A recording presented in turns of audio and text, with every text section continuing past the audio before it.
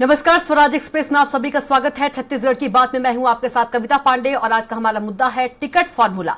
छत्तीसगढ़ विधानसभा चुनाव की तैयारी में जुटी कांग्रेस टिकट के दावेदारों को लेकर एक फॉर्मूला सेट कर दिया है। कांग्रेस के आला कमान के मुताबिक नेताओं का कोटा नहीं चलेगा। पार्टी और नेतृत्व के प्रति निष्ठा रखने वाले और जीतने वाले कैंडिडेट को ही टिकट दिया जाएगा।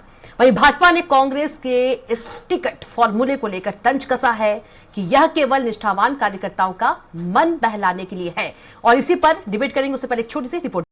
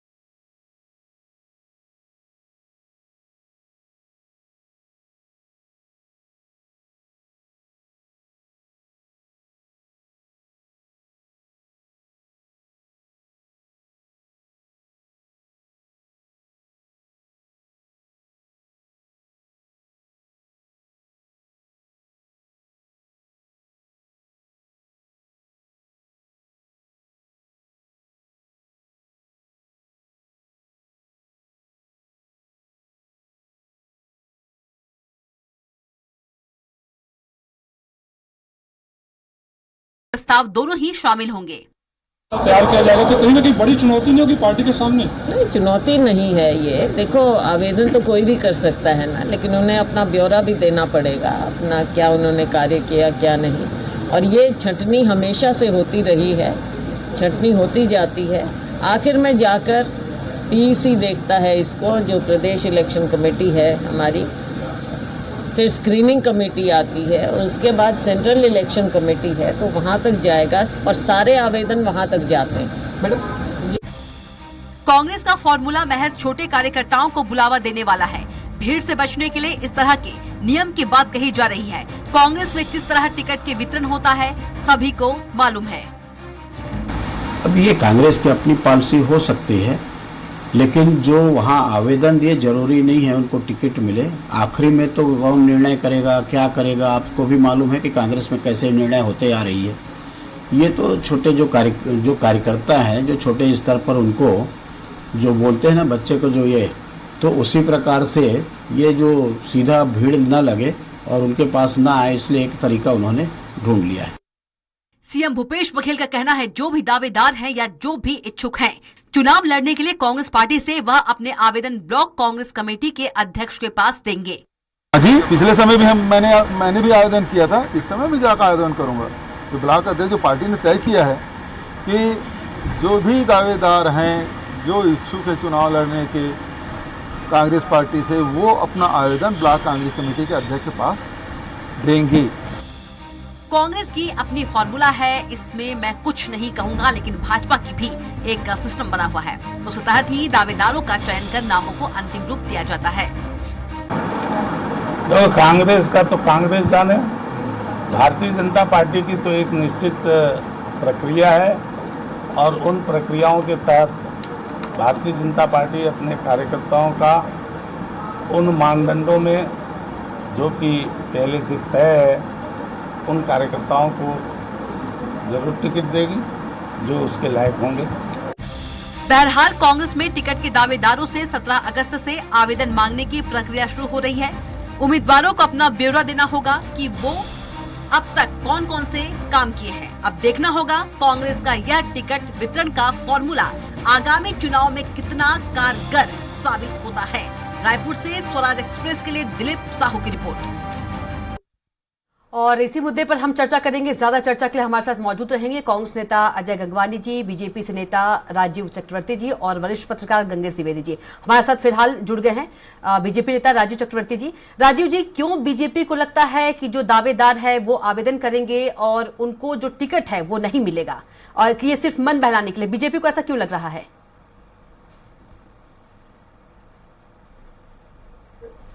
ये कांग्रेस की बात है और कांग्रेस पार्टी के अपने मापदंड होंगे, अपने तय होंगे, लेकिन जो इतिहास बताता है लगातार कांग्रेस का पार्टी में परिक्रमा है, जो जिस परिक्रमा करते हैं, जो लॉबिंग होती है, और ये बात तो करते हैं यहाँ की कि यहाँ से ब्लॉक कांग्रेस कमेटी तय करेगी, लेकिन हम देखते हैं कि विमानतल में दिल्ली जाने वालों की बहुत लंबी भीड़ रहती है।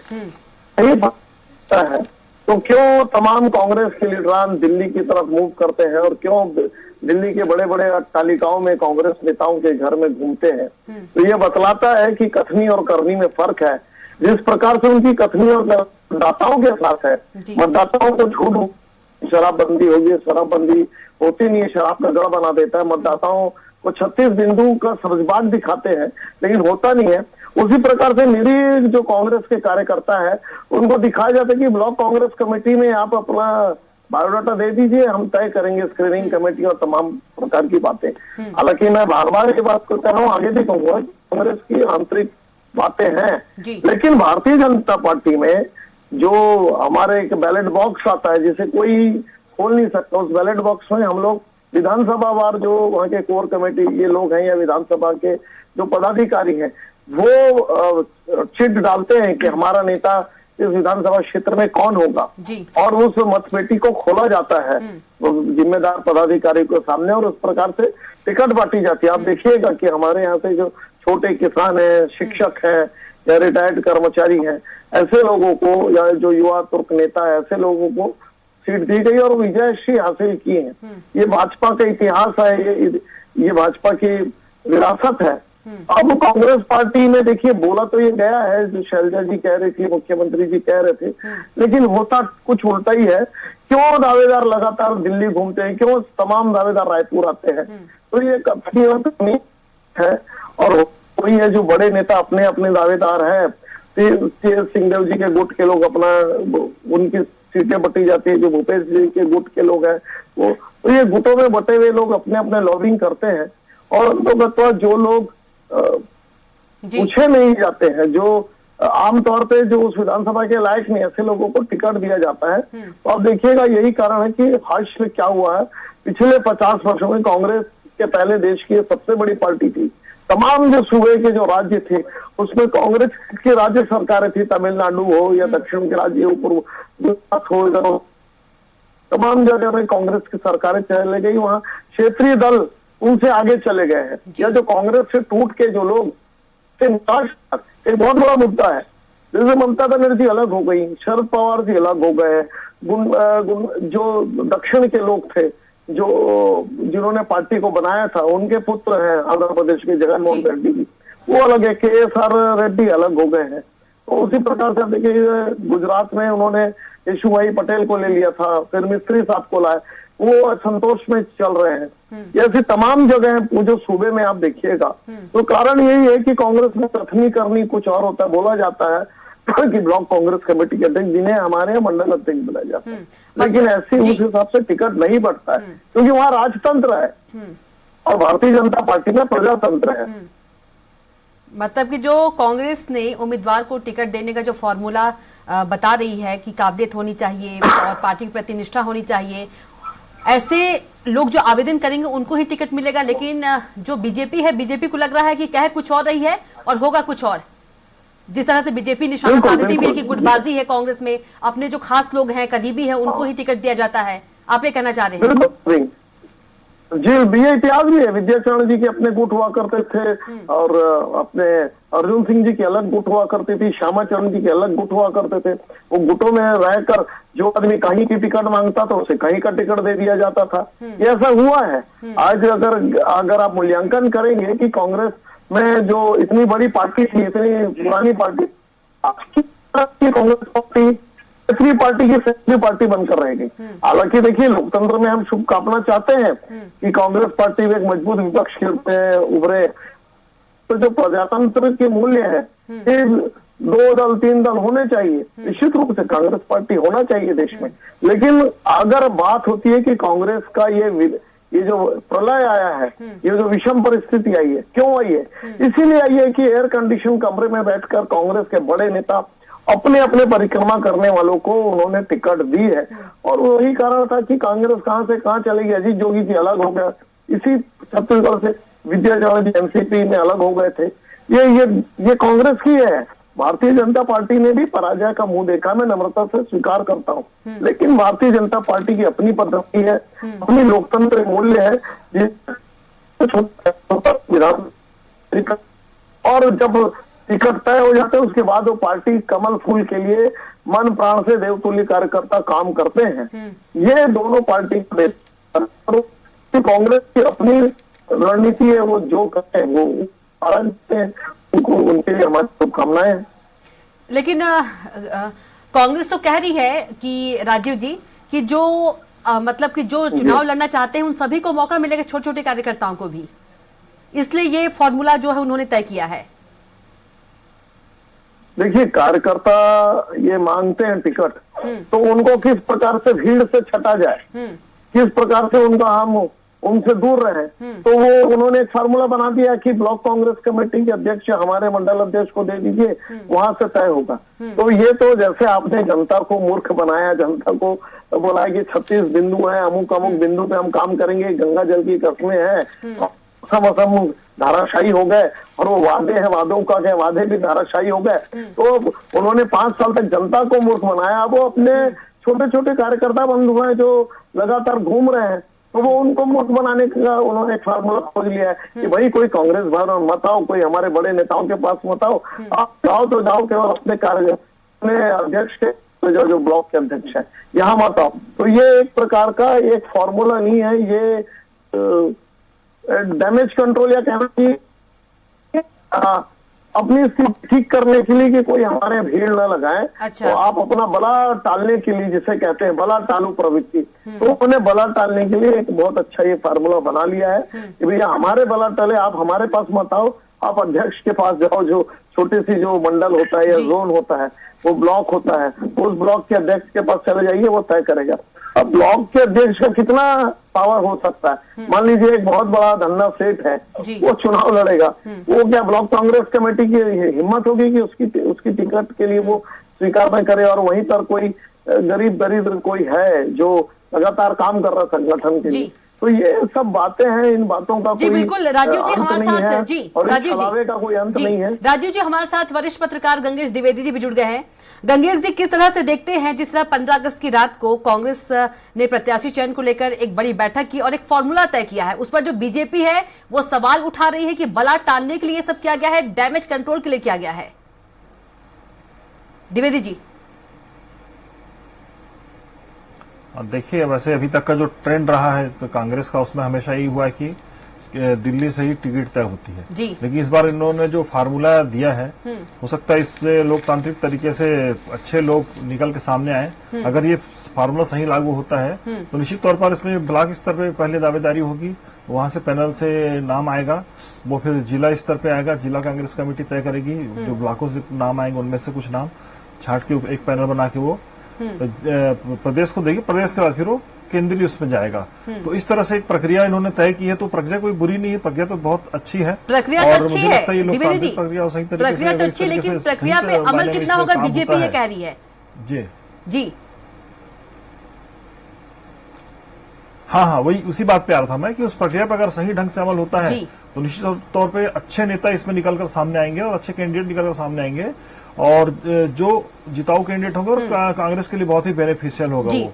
और भाजपा के लिए वो चुनौतीपूर्ण भी होगा, क्योंकि अगर वो इस तरह से अगर छन के सही तरीके से कोई नेता ऊपर आता है तो उसको हरा पाना बहुत कठिन काम होगा। तो उसका अपना जनाधार होगा, 3 फिल्टर लगने के बाद अगर वो ऊपर आ रहा है तो निश्चित तौर पर उसका बड़ा जनाधार होगा और लोगों भी उसकी सहमति होगी। तो ऐसा जिताऊ कैंडिडेट ही निश्चित तौर पर निकल के आएगा। लेकिन ऐसा देखिए, जिस अभी 71 का विधायक है कांग्रेस के, उनको एकदम से अवॉइड कर पाना बहुत कठिन काम है पार्टी के लिए।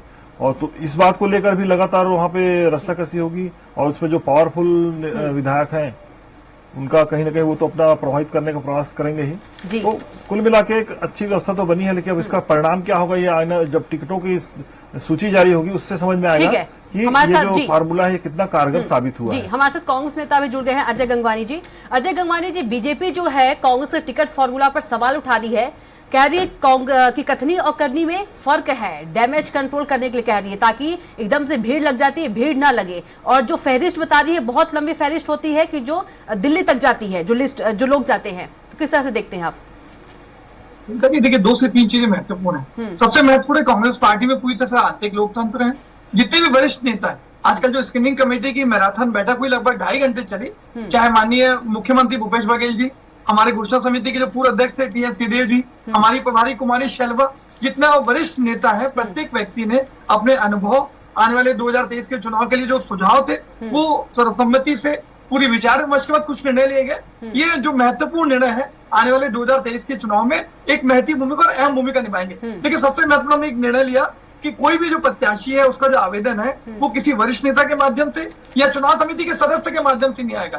कोई भी अगर प्रत्याशी चुनाव लड़ना चाहता है उसको अपना आवेदन ऑनलाइन भरना पड़ेगा। पहली बात, वो आवेदन जो है ब्लॉक कांग्रेस कमेटी के माध्यम से आएगा। 17 से 22 अगस्त इन 5 दिनों में उस आवेदन पे ब्लॉक कांग्रेस कमेटी चर्चा करेगी।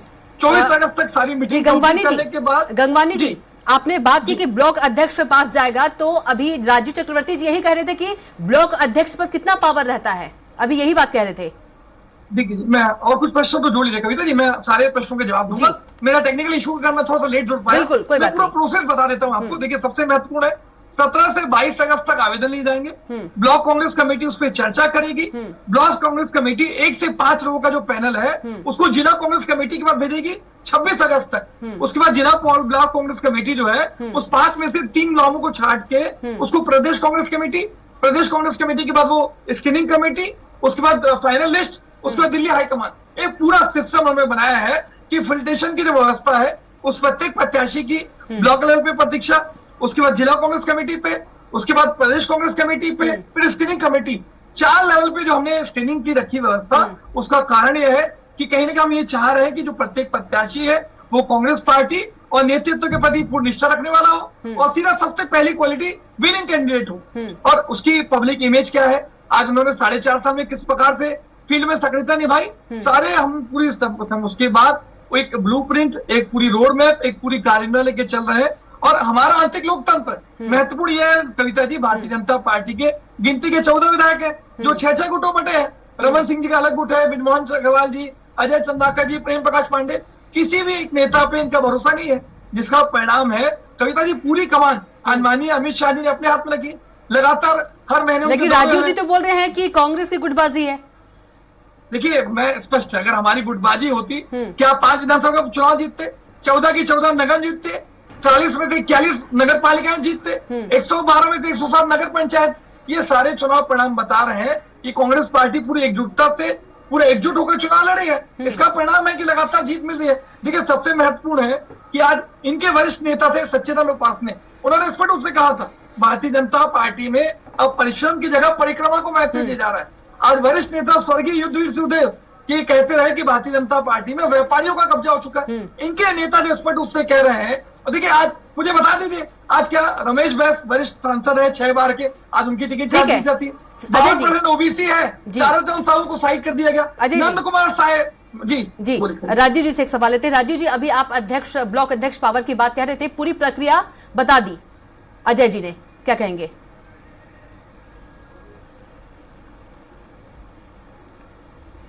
देखिए, अजय जी ने जो प्रक्रिया बताई वो बहुत ईमानदार व्यक्ति है। उन्होंने ईमानदारी से जो प्रोटोकॉल है, जो सिस्टम है, जो सिस्टम इन्होंने अडॉप्ट किया है वो उन्होंने उसको बताया, पर क्या वो सिस्टम आज तक कांग्रेस पार्टी ने इम्प्लीमेंट किया है? इसके पहले भी बहुत सारे तमाम सिस्टम इन्होंने बनाए थे। मैंने तो आपको उदाहरण दिया कि पश्चिम बंगाल में टिकटबाजी की गुटबाजी को लेकर ममता बनर्जी ने पैरेलल पार्टी बना ली, और वो पैरेलल पार्टी आज कांग्रेस पार्टी को आंख दिखाती है और कांग्रेस पार्टी उसकी सहयोगी बन गई है। महाराष्ट्र में एनसीपी अलग इनकी पैरेलल पार्टी बन गई। ये तमाम जगह पे मैंने जैसा सूबे में राजीव जी आप ये कहना चाहते हैं, राजीव जी आप ये कहना चाहते हैं कि जो कांग्रेस का टिकट फॉर्मूला तय हुआ है वर्ष में और छत्तीसगढ़ में भी, राजीव जी आप ये कहना चाहते हैं जो कांग्रेस का टिकट फॉर्मूला तय हुआ है वो दिखावा मात्र है, आप ये कहना चाहते हैं? बहुत अच्छा फॉर्मूला बना है। जी जी हाँ, मैं तो फॉर्मूला अच्छा तो आप सवाल क्यों उठा रहे हैं? दिखावा है, छलावा है, जैसा इन्होंने जनता के साथ छलावा किया। 36 बिंदु बनाए जी, 36 बिंदु बनाए और 36 बिंदु में 3 बिंदु भी पूरे नहीं किए, उसके ऊपर गंगा जल की झूठी कसम खाली जनता को बरगला दिया। चलेंगे आएंगे अजय जी, आएंगे आपके पास, उससे पहले मैं लेट जुड़ पाया हूँ, नया लीडर जी, चलिए अजय जी जल्दी से। अजय जी मैं देखिए सबसे महत्वपूर्ण है जी, राजीव चक्रवर्ती जी बड़ी बड़ी बातें कर रहे हैं। हमने 36 बिंदुओं का वादा किया, हमारे घोषणा पत्र का प्रत्येक वादा हमारा कमिटमेंट है। 36 में से हमने 34 बिंदुओं के वादे पूरे किए, जिसका परिणाम है कि सारे चुनाव जीत रहे हैं। ये वही भारतीय जनता पार्टी है, ऐसा कोई सगा नहीं जिसे भाजपा ने ठगा नहीं। आज 34 घोटालों के माध्यम से 15 साल में 1 लाख करोड़ रुपए छत्तीसगढ़ की जनता का डकार गए, और यही वही भारतीय जनता पार्टी है। बड़े बड़े दावे करी है, अमित शाह ने मिशन 65 की बात की थी, और आखिरी में सीटें कितनी मिलती है? 15। ये अपनी चीज खुद की सुई गए छन्नी में छेद, अपनी पार्टी को देख नहीं रहे, पूरा अंतर कला गुटबाजी से गुजर रही है। इन्हीं के नेता कह रहे हैं। दूसरा, लगातार देखिए जो चुनाव परिणाम बता रहे हैं कि भारतीय जनता पार्टी की विशेषता पूरी समाप्त हो चुकी है, इनका जनाधार पूरा समाप्त हो चुका है, इनकी राजनीतिक विश्वसनीयता न केवल छत्तीसगढ़ की जनता में, इनके कार्यकर्ताओं में समाप्त हो चुकी है। यह बिना मुख्यमंत्री के चेहरे के, बिना दूल्हे की बारात, बिना सेनापति की सेना लेके 2023 के चुनाव जीतने के जो मुंगेरी लाल का हसीन सपना देख रहे हैं, वो किसी पर। गंगेश द्विवेदी जी के पास चलेंगे, गंगेश द्विवेदी जी के पास। गंगेश द्विवेदी जी, क्यों बीजेपी को लग रहा है कि जो फॉर्मूला है, फॉर्मूला तो ठीक है लेकिन उस फॉर्मूले के अनुसार टिकट नहीं मिलेगा?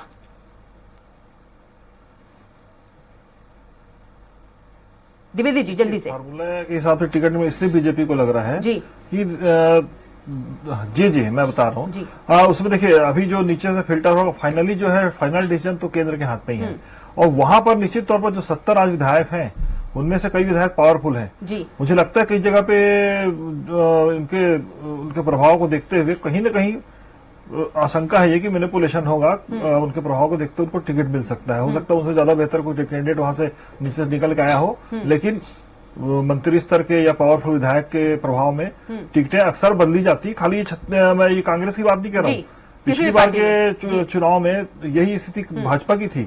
टिकट चयन के समय यही स्थिति बनी थी, 35 सीटों पर जबरदस्त विवाद हुआ था, मतलब प्रदर्शन हुए थे राजधानी में आके, यहाँ के मुख्यालय में। तो इसका मतलब यह है कि जैसे जैसे टर्म्स बढ़ते हैं, 15 साल की सरकार हो चुकी थी इनके, कई मंत्री और विधायक पावरफुल थे, उनको अवॉइड कर पाना बहुत कठिन था। कांग्रेस में भी ऐसा हुआ था, राहुल गांधी जी के सर्वे रिपोर्ट में जो चीजें आई थी उसके बाद पिछली बार ऐसा फार्मूला पिछली बार भी ये फार्मूला निकाला गया था कि जो विधायक है उनको हम जिता के लाएंगे। इस तरह के फार्मूले भी चर्चा में आते रहे हैं। तो ये वजह है कि बार बार ये बात आती है कि जो फिल्ट्रेशन तो सही है, लेकिन आखिरी में प्रभावशाली जो नेता है वो अपना प्रभाव का उपयोग कहीं न कहीं कर ही लेता है, मतलब कि इस फॉर्मूला का पावर का इस्तेमाल करके वो टिकट ले आता है। मतलब ये फॉर्मूला जो है काम नहीं, ये फॉर्मूला जो है काम नहीं करेगी, ये कह रहे हैं आप? क्योंकि पावर की बात हो रही है। मुझे नहीं, एकदम से काम नहीं करेगा ऐसा नहीं है।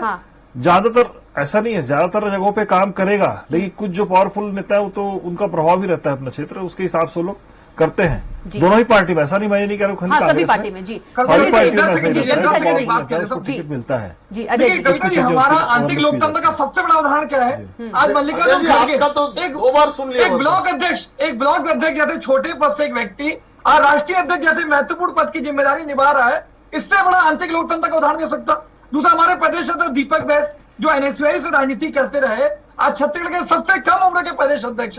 ये दोनों सबसे बड़े उदाहरण है कविता जी, जो स्पष्ट रूप से बता रहे हैं कि कांग्रेस पार्टी में आज पूरी तरह से आंतरिक लोकतंत्र है। आज जेपी नड्डा जी का कार्यकाल दूसरी बार बढ़ा, क्या किसी डेलीगेट ने वोट किया? आज सिर्फ मोदी और अमित शाह जी बैठ के निर्णय ले लेते हैं कि जेपी नड्डा जी का कार्यकाल बढ़ा देते हैं, तो अंतर आपको महसूस करना पड़ेगा। आज भारतीय जनता पार्टी के मेरे वरिष्ठ जो प्रवक्ता है राजीव चक्रवर्ती जी, बहुत ईमानदार प्रवक्ता है, वो चैनल में इस बात को स्वीकार नहीं करेंगे कि भारतीय जनता पार्टी किस गदर आज गुटबाजी अंतर्गत से गुजर रही है। ताराचंद साहू ओबीसी नेता, पार्टी को छोड़नी पड़ती है। वरिष्ठ नेता नंद कुमार साय जो अटल आडवाणी के समय के नेता थे, जो मध्य जी लास्ट कमेंट ले लेते हैं राजीव जी। लोकसभा सांसद रहे, राजीव जी लास्ट कमेंट, अजय जी राजीव जी लास्ट कमेंट, क्योंकि समय हो गया है। राजीव जी लास्ट कमेंट जल्दी से जी जी जी। देखिए, कोई गुटबाजी नहीं है। अगर भारतीय जनता पार्टी में गुटबाजी होती तो क्या कोई क्षेत्रीय छत्रप बढ़ता?